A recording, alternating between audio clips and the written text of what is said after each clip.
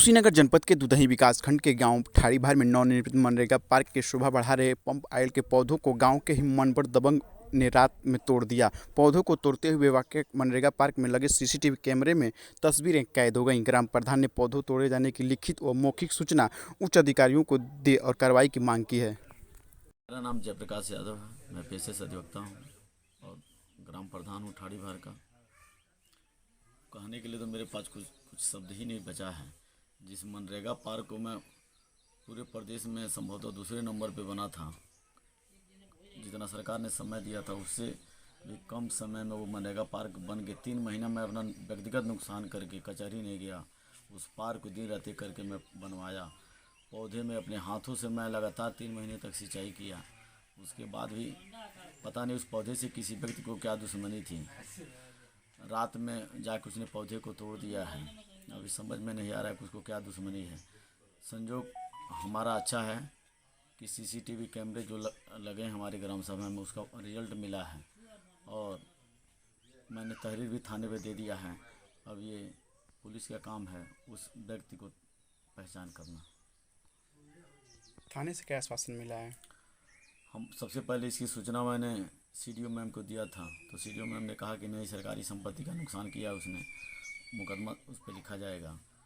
माननीय पुलिस अधीक्षक महोदय को भी मैंने सूचना दिया, टेलीफोनिक सूचना दिया। उन्होंने भी कहा कि मुकदमा लिखा जाएगा। यहाँ जो चार्ज पे एसओ साहब हैं, मैं तहरीर लेकर गया था, संयोग से उनसे मुलाकात नहीं हो पाया। तहरीर उनके यहाँ थाने में पड़ी हुई है। अब उनको क्या कार्रवाई करना है। कितने पौधों को नुकसान किया गया है? देखिए, 2 पौधों को तोड़ते हुए तो वो नज़र आया है।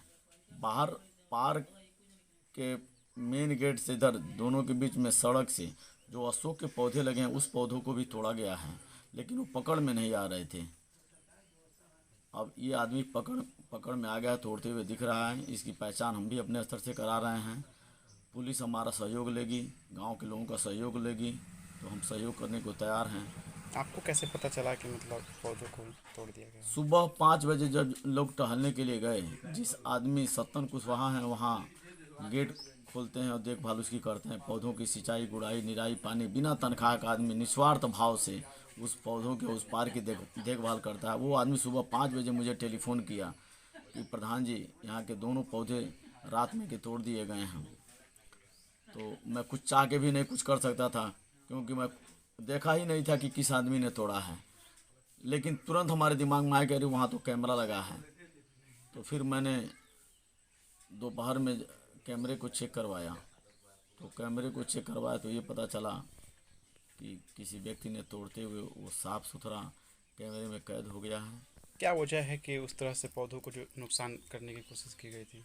अब इसके बारे में तो मैं कोई जवाब नहीं दे पाऊँगा। किसी की दुश्मनी मुझसे हो सकती है, प्रधान से हो सकती है, सेक्रेटरी से हो सकती है। अब उस पेड़ से क्या दुश्मनी है वो तो क्योंकि आपके द्वारा ईश्वर ही गांव जानता को है। विकास के पटल पर प्रदेश स्तर पर ले जाने की बात की जा रही है और वही गांव के एक व्यक्ति के द्वारा इस अब ये प्रकार तो से कृत्य। ये तो उसकी तुच्छ, तोड़ने वाले की तुच्छ मानसिकता है कि वो क्या काम किया है, क्या उसको ऐसा करना चाहिए। ये तो उसको खुद सोचने की विचार है। लेकिन हमारी आपके माध्यम से प्रशासन से यही मांग है कि सरकारी संपत्ति का उसने नुकसान किया है, दोषी व्यक्ति को दंड मिलना चाहिए। अगर नहीं मिलता है तो मैं तो यही उम्मीद करूंगा कि सरकार जो पौधे को लगवा रही है उसको लगवाना बंद कर दें।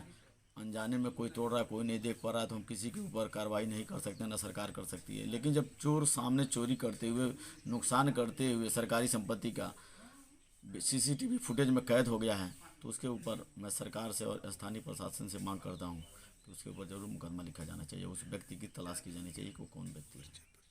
पूरा परिचय आपका? जी, ये मेरा पूरा पक्ष है।